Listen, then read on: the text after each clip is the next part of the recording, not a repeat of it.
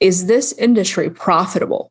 So the answer to that is yes. Why? Is because this is an affordable housing industry, meaning that people who do not want to spend thousands of dollars on a mortgage payment or apartment building can have a different option for a less expensive option. The industry has a need in it. Welcome to the Rental Property Owner and Real Estate Investor Podcast, brought to you by the Rental Property Owner Association, providing benefits and services to real estate investors and rental property owners for over 48 years. With your host, Brian Hamrick from Hamrick Investment Group.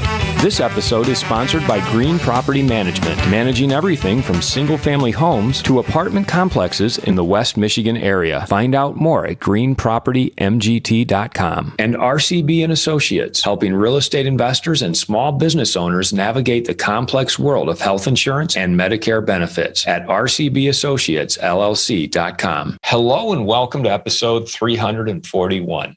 Mobile home parks have become a very desirable asset class for investors. My guest today currently owns 20 parks and has created over $500,000 in asset value over the past year. Charlotte Dunford is the managing partner of Johns Creek Capital, which has raised close to $5 million from investors. Charlotte is also a first-generation American citizen and college graduate who left her home country of China with just her belongings at the age of 16. Charlotte, welcome to the show. Thank you so much for having me. Mobile home park investing, it's very, very interesting to me. I've had a number of guests, and I always love talking about mobile home parks. But before we get into that, tell us a little bit about yourself and how you started investing in real estate. I came to this country at 16 with pretty much myself and 2 suitcases, but I had a pretty strong drive to succeed from the beginning. So I pretty much studied as hard as I could to get into one of the top engineering schools here in the South. And pretty much right after I graduated college and taking on my first corporate job, I started qualifying deals using my salary. After a while, that was nowhere near enough for my vision and ambition for real estate portfolio.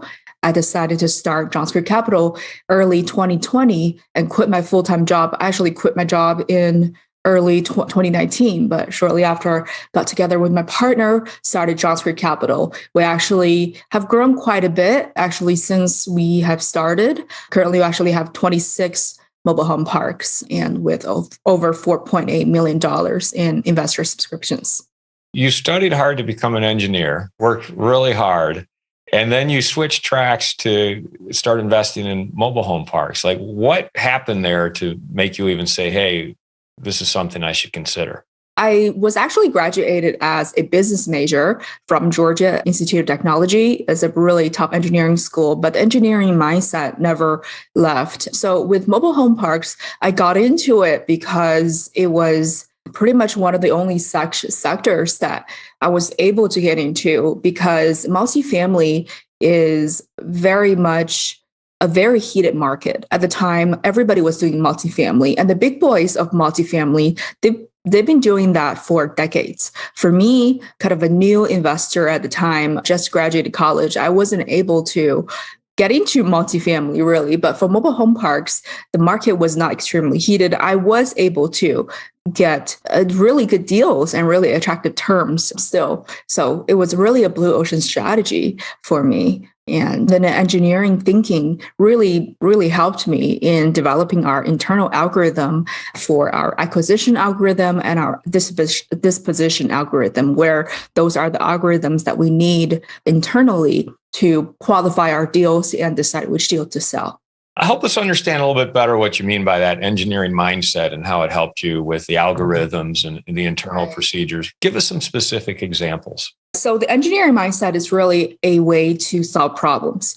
So being an engineer just means, well, for me anyways, I think it means identifying a problem and then figuring out a systematic way to solve the problem. So that really applies to every single entrepreneurship job that you have. As an entrepreneur, you need that. So to develop the algorithm, for example, how do you acquire a good deal? That's an acquisition algorithm that we have internally to decide. So the engineering mindset really, it's all about developing a system. So that systems come from, 15 major parameters. This algorithm consists of 15 major parameters in determining whether a deal is a good deal or a bad deal. So each parameter has its own weight assigned to it.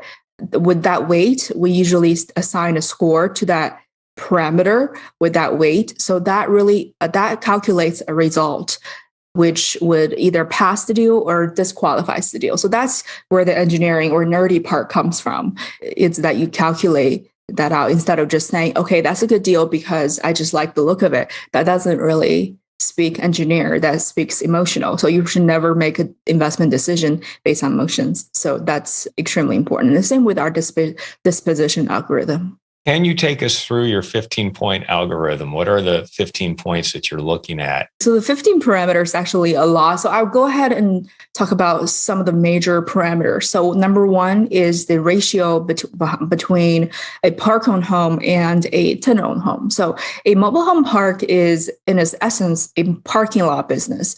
So as a parking lot business, you're really running on the lot. You're not really a rental business that you want to get into the fixing furnaces and fixing water pipes. It's a parking lot business. So a park-owned home is pretty much when the park owns it. We own it, and we are responsible for the repairs and maintenance, capital expenditure on the home itself, which can be a lot. It's actually one of the most costly items for a mobile home park. So in a tenant-owned home, meaning the tenant owns the home, is kind of the ideal situation. They have pride of ownership. They take good care of their home. So you want the ratio of tenant-owned home versus park-owned home to be there will be a majority of tenant-owned home versus park-owned home. So that's number one. And number two, you have to look at the utilities. That's a parameter. So you want public utilities, preferably utilities billed back to tenants. So you're acting like a parking lot, not a utility company. You don't want to get into the business of being a utility company and paying for utilities. That's just a big expense. And number three is the general operational structure of the park, meaning that from the look of the park, are you seeing a lot of rundown homes boarded up? Or are you seeing the homes well taken care of? That tells a lot about the pride ownership. And the fourth one, very important one, is the actual financial economic structure of the deal itself. Is there at least a 3-point spread between the financed interest rate and your cap rate? So if the spread is too small, then there's not a lot of meat on the bone for you in the deal. So those are just some major ones. Like I said, there are 15. There will be a lot to go through the entire 15 of them, but I think those are the other major ones with the most heavy weights on them. Obviously the market, but that's another parameter with the different weights assigned to them. Do you tend to buy turnkey mobile home parks or value add? We're value add only, because for turnkey, you will get a cap rate of really low cap rates, and you will have good structure. It will be a stabilized asset, but you wouldn't be able to make as much money off of it. But you don't want something too distressed either. So you just have to pour capital in there to stop it from bleeding. So we buy almost exclusively light value add to value add mobile home parks. Let's just take a step back and look at mobile home park investing in general. What is it about mobile home park investing that excites you the most? I'm a firm believer in blue ocean strategy, right? So like I said, it's about competition. So at the beginning, I did it because it was the lack of competition really means the prices are not extremely overinflated, meaning that there isn't as much of a bubble for mobile home parks rather than other housing sectors where the housing market is extremely heated, multifamily is extremely heated, and certain markets are extremely heated. For me, mobile home parks, especially my niche, our niche, small parks, we are not in an extremely heated market. So it's really the blue ocean strategy. And that's really with any kind of asset class, it's number one is that you have to be able to make money on it. The industry has to make money on it. So the two questions is that, is this industry profitable? So the answer to that is yes. Why? Is because this is an affordable housing industry, meaning that people who do not want to spend thousands of dollars on a mortgage payment or apartment building can have a different option for a less expensive option. The industry has a need in it. The mobile home park especially, the demand is ever growing, especially in this economy. People are looking for less expensive housing options. And number two is that the demand is always going to be there and growing because people want this home ownership, this American dream of home ownership. So they want that. Demand is there. Supply is limited. The reason being there are so many zoning regulations. It's almost impossible. It's extremely difficult to build new mobile home parks. So the supply is extremely limited. The legislatures or the county, the city, they don't want new mobile home parks. They actually want all the mobile home parks to be gone. They don't want mobile home parks. So supply is limited, demand is growing. By pure economics, there is profit to be made.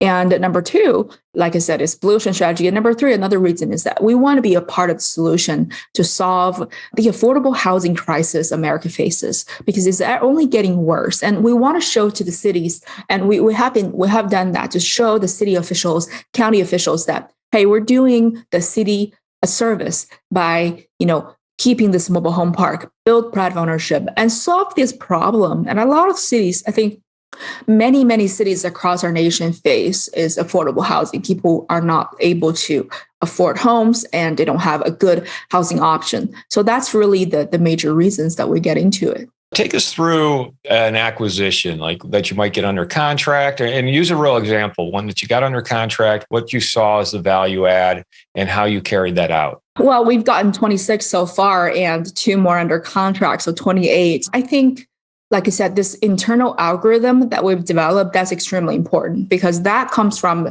the data history. It's just like machine learning. You feed an algorithm or software data to feed it, to make it more refined to what you actually want to achieve. So it's more accurate with time. It's an ever-growing process. So I think an example of a deal is actually one that we're selling right now is actually in Iowa, close to one of the major MSAs, which is important. Like that's number one parameter. Well, not number one, but one of the parameters important that it's in the market where it's closer to, it doesn't have to be right in the middle of the MSA, but you want to be kind of close to it. So that park is actually close to MSA. I mean, metropolitan statistical area. So it's near a larger city, basically. Yes. So it's close to that. And the economic structure of the park itself is attractive. So we're buying at a 10 cap rate when we bought it. So the cap rate is the net operating income divided by the sales price. That's the cap rate. So it's assuming if you pay all cash for the deal, how much return you'll be getting. So that's attractive 10% cap rate. And that park is on public utilities, another positive point. But then, like I said, many times at this point, I think we need to put that into our internal algorithm to calculate a result.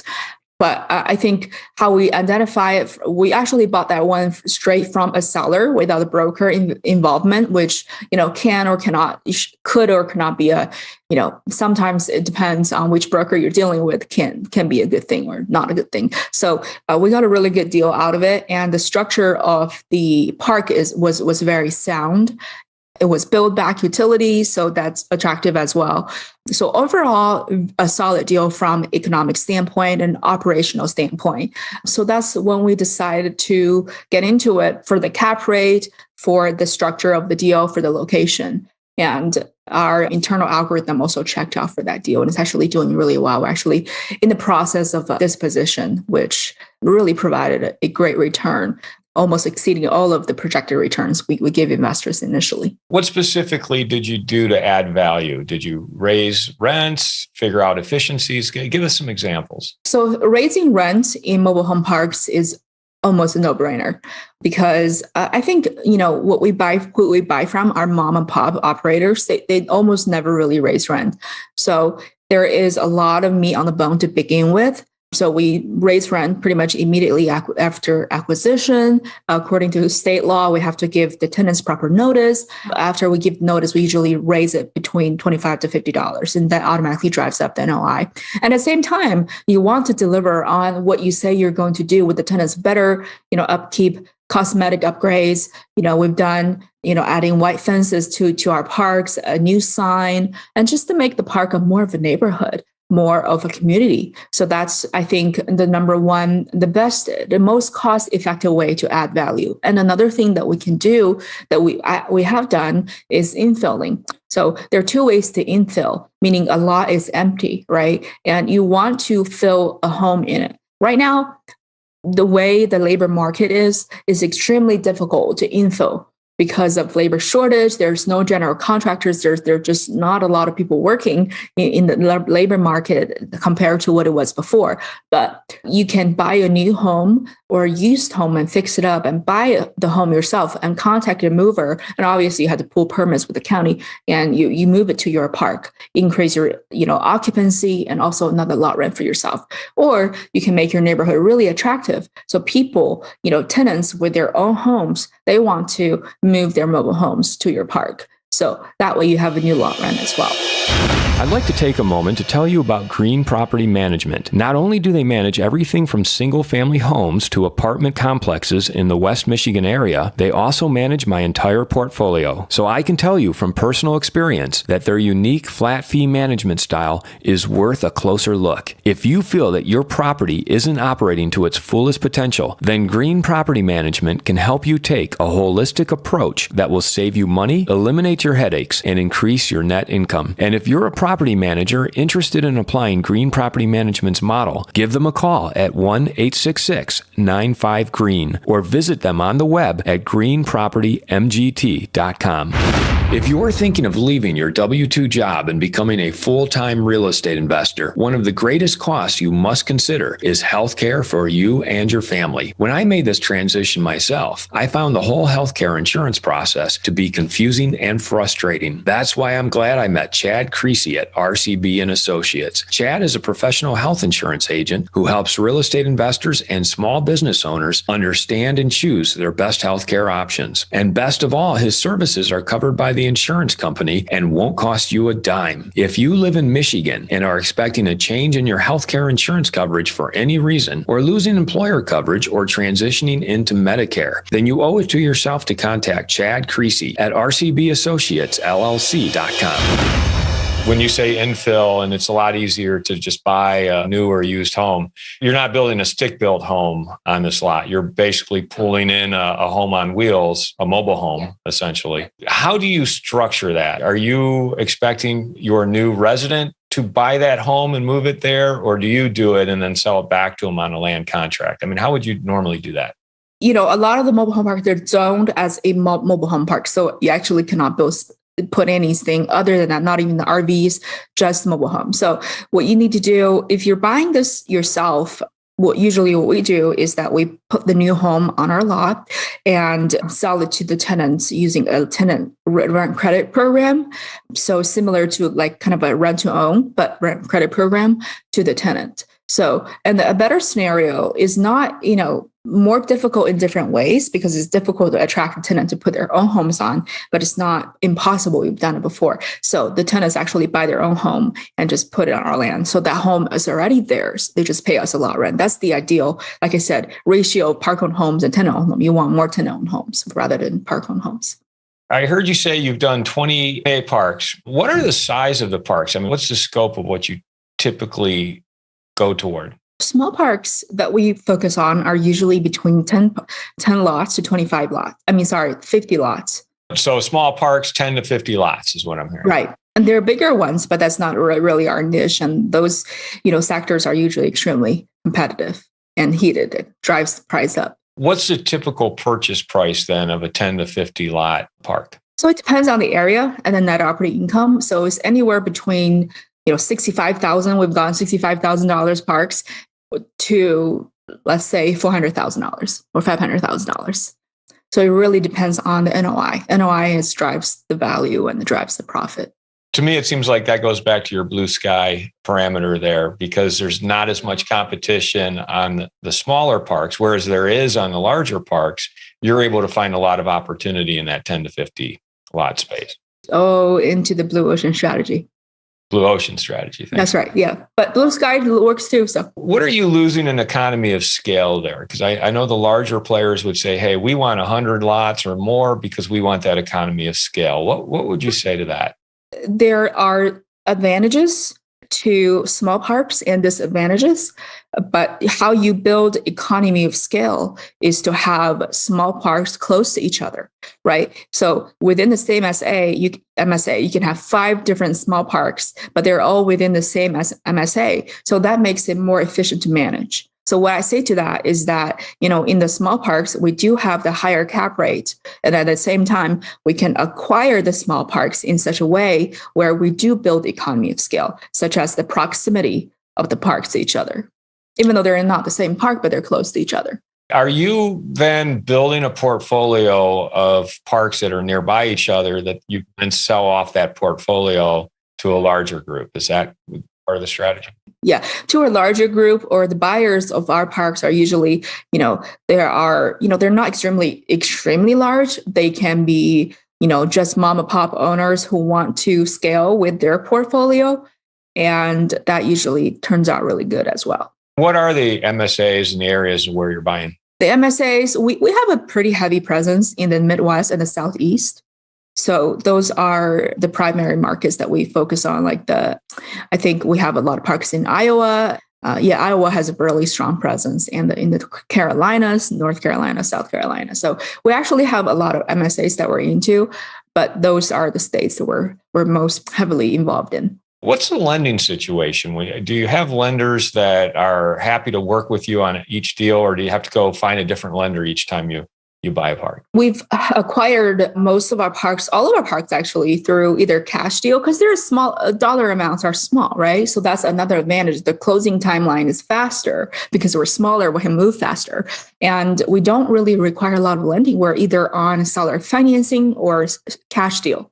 So makes the loan process of a deal extremely easy. We said that you raised almost $5 million from investors. Are you able to talk about your investment structure and how you kind of work that out with investors? Our deals follow a waterfall structure. So we have an 8% preferred rate of return. And for, investors investing bigger amounts, I've got an investor who invested over $2 million single-handedly. So that, we have some preferential terms for investors with bigger amounts. So, but generally, we are waterfall structure. For those of you, unfamiliar with waterfall, is pretty much a way to, is a really good way to align the sponsor, which is us, our interest with the investor's interest. So we have an 8% preferred rate of return, and the preferred rate of return is that means we don't get paid until you get that preferred rate of return. And we have a 8% cumulative cash on cash preferred rate of return of 8%. And every year that resets. So it's actually a little bit complicated. So give me a call. We'll explain more. So, but after the 8% is met, we get a capital split. Any profit after that will be split 70-30. And the next waterfall hurdle is 12%. And after that, it will be a 60-40 split, 60 being investors, 40 being us. And then it jumps by another 4 points after that hurdle is 16% hurdle once we meet that in a particular year. So this renews year by year, resets every year. So that'll be 50-50 and it stops there. So all distributions are, split that way. So that way we align the interests of sponsors and makes us work harder for that return. So it sounds like you have a stair-step return structure where the equity shifts in your favor, the more money you're able to pay the investors. Exactly. Yes. What's the ultimate goal? Where do you see yourself going over the next 5-10 years? The ultimate goal is that we are scaling. We're scaling rapidly. And the ultimate goal is that we have, multiple funds for a core plus funds to serve our investors. And also that, we're building economy of scale through that as well. And we'll be able to acquire deals faster and just build a bigger portfolio. So, and to get more investors to know about us is essentially we're delivering a financial product for passive investors. And then, so they can, get on with their busy lives and do their professional jobs efficiently and at the same time, their investment portfolio, provide them with access and the ability to have a good return on their investment. So, Charlotte, as a first generation American, what is your outlook on success? And how is it different from someone who was actually born here in America? I look at the American soil, America as a country, as a super fertile soil. And all of us are a piece of seed that needs to be planted into the soil. And compared to those who are born here, who already got planted here, that's an advantage. You have a root here on the soil. You have lots of resources, and this soil is setting you up for success. If you're willing to work hard for it. For me, as a transplant, I did not have any roots here. I was planted here later on, but I got to experience the vast difference between what America has to offer from where I came from. So that makes me a lot more appreciative of the opportunities and resources that are offered to me here in this country. So I think success is, very much achievable, and it is extremely important for people, I guess, who are born here to understand that you have everything that you need to succeed. You just have to work extremely hard to achieve that. And so that's my perspective. I wake up every day being appreciative and grateful for all the things that this country has offered me and is still offering me. So I think success to me, that almost feels like an obligation at this point. Give us an example of what you mean by that. Like, what do you see that other people who were born here don't see when it comes to opportunity and success? Right. So, for example, real estate. From where I'm from, you cannot legally, personally own real estate. Everything is leased from the government for 70 years. And even your own house, you cannot own. You lease from the government. Everything is publicly owned. And here, you can own things. You can become a landlord. You can buy real estate properties. The system is set up. In China, there is never a process. There is a process, but you cannot simply follow the process and get something done. To start a business, the costs in China and in a lot of different countries is vastly more expensive than what it is here. And here, if you want to start a business, you simply go to the Secretary of State website and pay $100, and that's it. It's straightforward. It's simple. It's set up in a way that you can succeed. So those are just two very small examples. Let alone the trust between people, the credibility, the laws that's structured to help entrepreneurs like me to succeed. So that's what I mean by soil. In China, it is a communist regime. So it's not built for capitalism. So capital doesn't thrive over there. And it's extremely difficult for someone that came from nothing to do anything major over there, unless you already have the relationships with the bureaucracy. You have to bribe, you have to do a lot of different things. But here you don't need to deal with that. Certainly there are corruptions everywhere, but I would say in the United States, that's not even on the same level. And you do have the opportunities to thrive. Tell our audience how they can find out more about you and or get a hold of you. Best way to reach out to me is to go to our website at johnscreekcapital.com or search my name, Charlotte Dunford. It would be linked to my website, and get connected with me on our website and, fill out a small form, and I'll usually reach out within a couple hours. I would love to get connected with you. Well, Charlotte, thanks so much for coming on the show, talking about mobile home park investing. You're doing it a little differently than other people I've talked to, focusing on the smaller parks, building scale, and just the fact that you come from that engineering background and apply the analytics of 15 different points that you look at. Thank you for sharing some of those with us. And it's been a real pleasure talking with you today. Absolutely. Same here. Thank you. I want to thank everybody for listening to this episode. I'm your host, Brian Hamrick from Hamrick Investment Group, and you can find out more about me by going to higinvestor.com. That's higinvestor.com. And you can also ask questions and join us on Facebook by going to RPOA, Rental Property Owner and Real Estate Investor Podcast. This episode was sponsored by Green Property Management, managing everything from single-family homes to apartment complexes in the West Michigan area. Find out more at greenpropertymgt.com. And RCB and Associates, helping real estate investors and small business owners navigate the complex world of health insurance and Medicare benefits at rcbassociatesllc.com. You've been listening to the Rental Property Owner and Real Estate Investor Podcast, brought to you by the Rental Property Owner Association. You can find out more at rpoaonline.org. If you enjoyed this podcast, please go to iTunes to subscribe, rate, and review.